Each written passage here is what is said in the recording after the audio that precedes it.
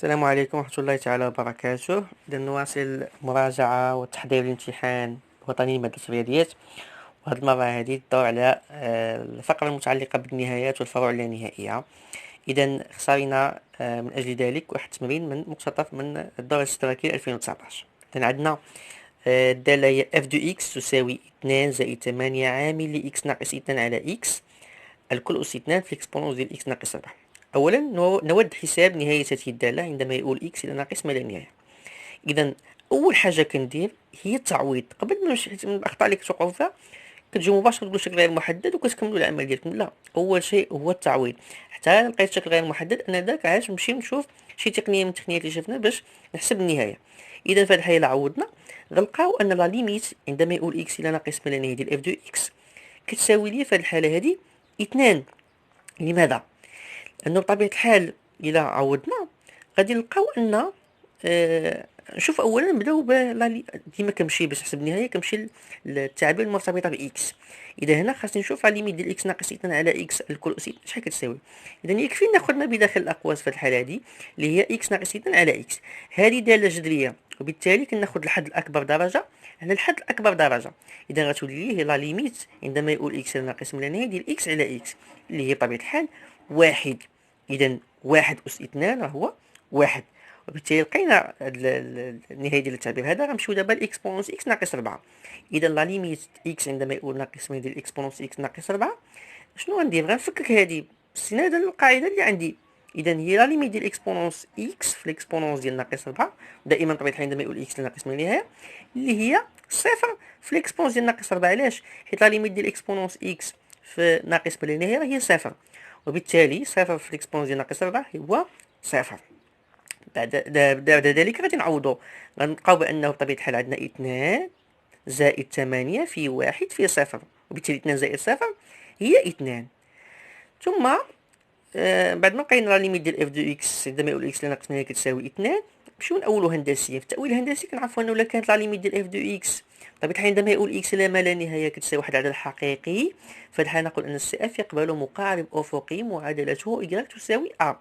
وبالتالي الا رجعنا للمثال اللي عندنا لقينا ان لا ليميت ديال اف دو اكس عندما يقول اكس الى ناقص ما لا نهاية كتساوي 2، فنقول في هذه الحالة ان سي اف يقبل مقارب افقي معادلته y تساوي 2 بجوار ناقص ما لا نهاية. إذن هذا هو التأويل الهندسي كنستنتجو انطلاقا من شجرة الفروع لا نهائية اللي عندنا بطبيعة الحال في الدرس.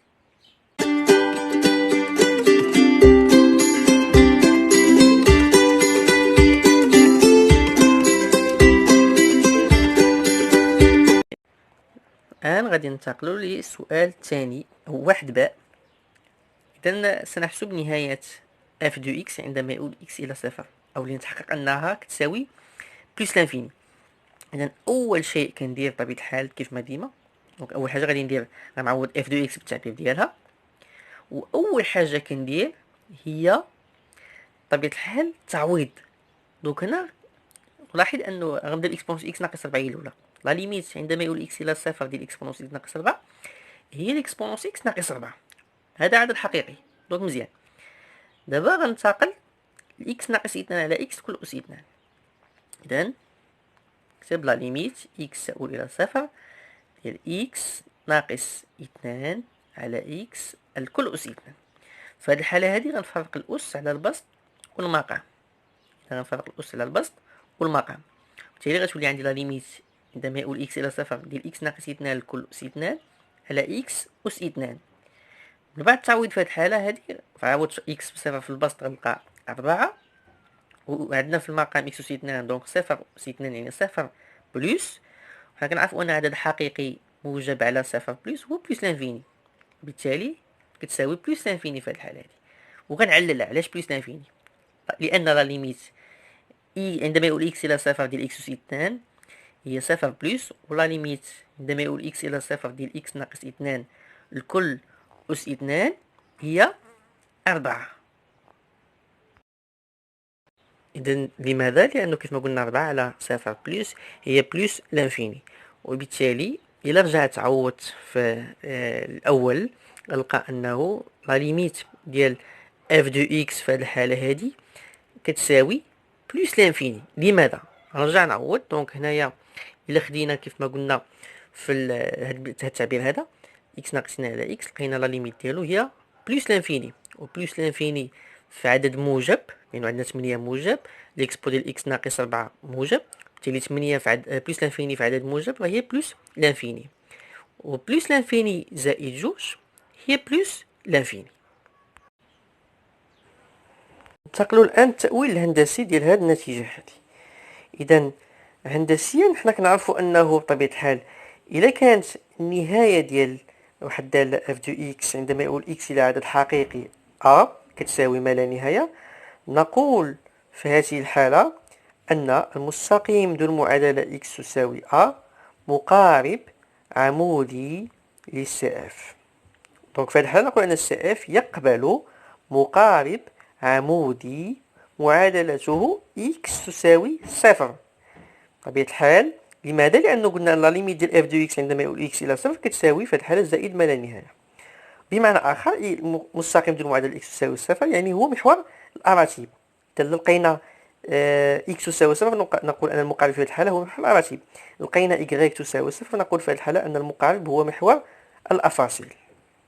الموالي 2 ألف أحسب لا ليميت عندما يقول إكس إلى زائد ما ديال إف دو إكس. إذا في هذه الحالة هذه كيف ما قلت أول شيء كندير هو تعويض. إذا نعوضو إف دو إكس بالتعبير ديالها. من بعد شنو كنشوف أن إكس ناقص 2 على إكس لا ليميت ديالها في بلوس لانفيني في هذه الحالة هذه هي واحد، ولا ليميت ديال إكسبونونس إكس ناقص 4 هي بلوس لانفيني. دونك بلوس لانفيني في واحد هي بلوس لانفيني. لماذا؟ دونك من بعد ما كنعطي النهاية كنجي نعلل تعليل، لأنه لا ليميت بطبيعة الحال عندما يؤول إكس إلى زائد من ديال إكس ناقص جوج على إكس هي دالة جذرية، وبالتالي غناخد الحد الأكبر درجة للحد الأكبر درجة كيف ما سبق لي درت، غنلقاها كتساوي واحد. دونك هاد القاعدة أعيد صالحة فقط فيما لا نهاية ديال الحد الأكبر درجة للحد الأكبر درجة، وفي دالة جذرية يعني حدودية على حدودية. كذلك بالنسبة لا ليميت ديال إكسبونونس إكس ناقص 4. دونك عندنا لا ليميت عندما يقول إكس إلى بلس لانفيني ديال إكسبونونس إكس ناقص 4. دونك شنو غندير؟ غنفكك في هذه الحالة هذه، غتولي هي لا ليميت إكس عندما تقول إكس إلى زائد ناقص زائد ما لا نهاية عفوا ديال إكسبو إكس في الإكسبو ديال ناقص 4 اللي هي بلس لانفيني. علاش؟ لأن لا ليميت إكسبونونس إكس بلس لانفيني هي بلس لانفيني، وبالنسبة لإكسبو ديال ناقص 4 عدد حقيقي موجب، وبالتالي بلس لانفيني في عدد موجب هي بلس لانفيني.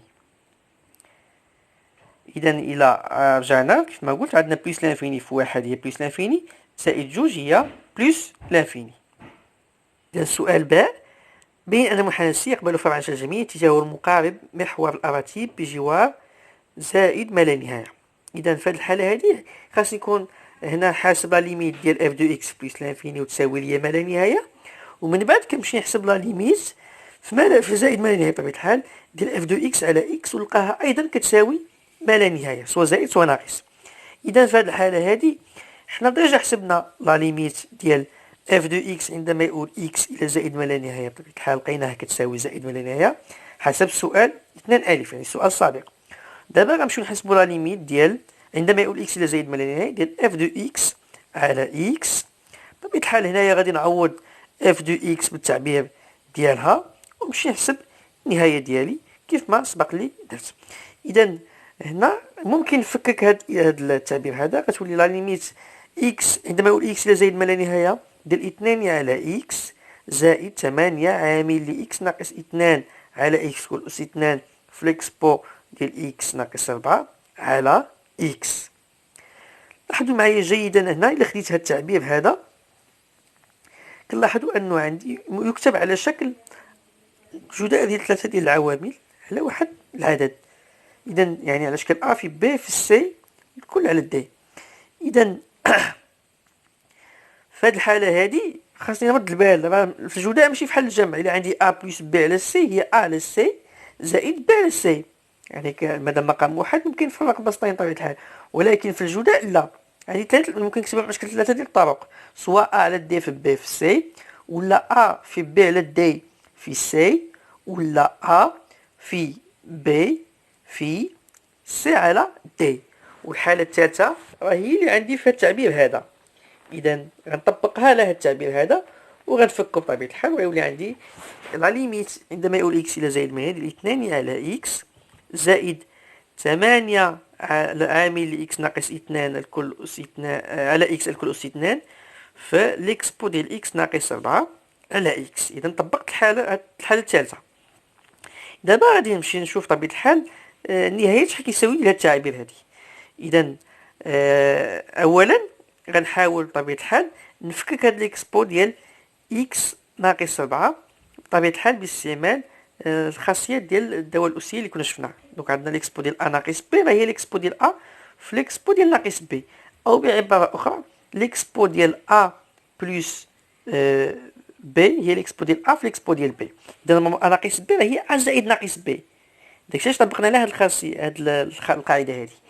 إذا مشينا دابا بطبيعة الحال درنا التغييرات الممكنة، ومن بعد غادي ندرس النهاية ديال كل تعبير على حدة. دونك تلاحظوا هنا أن لا ليميت عندما يؤول إكس إلى زائد ما لا نهاية بطبيعة الحال ديال 2 على إكس كتساوي صفر، و لا ليميت ديال ليكسبو إكس على إكس في بلس لانفيني بطبيعة الحال هي بلس لانفيني، وعندنا لا ليميت ديال إكس ناقص 2 على إكس الكل أس 2 ديجا حاسبينها حسب ما سبق لقيناها كتساوي 1. دونك 1 أس 2 هي 1. إذا عندنا عدد إكسبونسيال ناقص 4 عدد حقيقي موجب في بلس لانفيني في 1 في 8 هي بلس لانفيني، وكيف ما قلنا بلس لانفيني زائد صفر راه هي بلس لانفيني. ثم نعلل لماذا كتساوي بطبيعة الحال لا ليميت ديال اف دو اكس على اكس في هذه الحالة بلس لانفيني. هنا داك اللي ديجا عللناه ما لا داعي باش نعاودو نذكرو في التعليل. بحال مثلا لا ليميت عندما يؤول اكس الى زائد من ديال اكس ناقص 2 على اكس الكل أس 2 ديجا حسبناها ديجا عللناها، دونك لا داعي باش نعاودو نكتبوها. إذا من بعد ما لقيت لا ليميت ديال اف دو اكس على اكس عندما يؤول اكس بطبيعة الحال الى زائد من كتساوي بلس لانفيني، في هذه الحالة نقول نرجع للجملة اللي عطينيتهم في السؤال ونقول سي يقبل فرعا شجمين اتجاهه محور الأراتيب بجوار زائد ما لا نهاية.